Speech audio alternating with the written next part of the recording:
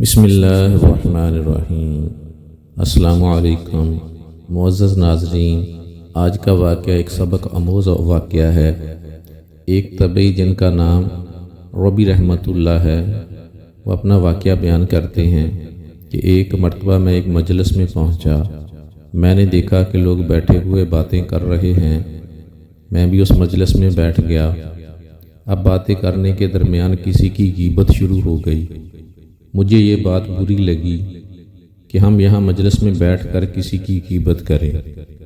چنانچہ میں اس مجلس سے اٹھ کر چلا گیا، اس لیے کہ اگر کسی مجلس میں غیبت ہو رہی ہے تو آدمی کو چاہیے کہ اس کو روکے، اور اگر روکنے کی طاقت نہ ہو تو کم از کم اس گفتگو میں شریک نہ ہو، بلکہ اٹھ کر چلا جائے۔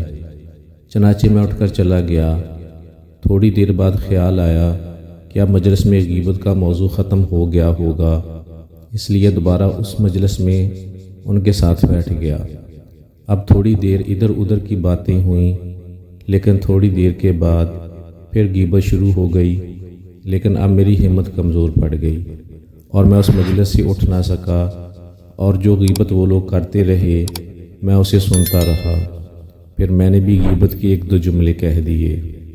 جب میں اس مجلس سے گھر آیا اور رات کو سویا تو خواب میں ایک انتہائی سیاہ فام آدمی کو دیکھا جو ایک بڑے تشت میں میرے پاس گوشت لے کر آیا۔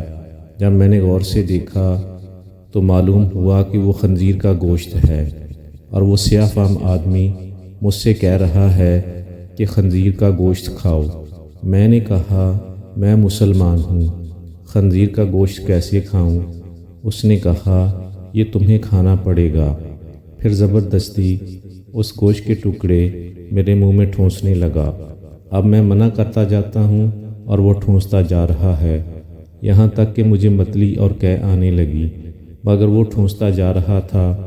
پھر اسی شدید اذیت کی حالت میں میری آنکھ کھل گئی۔ جب بیدار ہونے کے بعد میں نے کھانے کے وقت کھانا کھایا تو خواب میں خنزیر کے گوشت کا خواب اور بدبودار ذائقہ تھا۔ وہ ذائقہ مجھے اپنے کھانے میں محسوس ہوا، اور 30 دن تک میرا یہ حال رہا۔ جس وقت بھی میں کھانا کھاتا تو ہر کھانے میں اس خنزیر کے گوشت کا بدترین ذائقہ میرے کھانے میں شامل ہو جاتا، اور اس واقعہ سے اللہ تعالیٰ نے اس پر متنبع فرمایا کہ ذرا سی دیر میں مجلس میں غیبت کی تھی، اس کا برا ذائقہ میں 30 دن تک محسوس کرتا رہا۔ ویڈیو اچھی لگی ہو تو ویڈیو کو لائک کر دیں، چینل کو سبسکرائب کر دیں اور بیل نوٹیفیکیشن کو آن کر دیں۔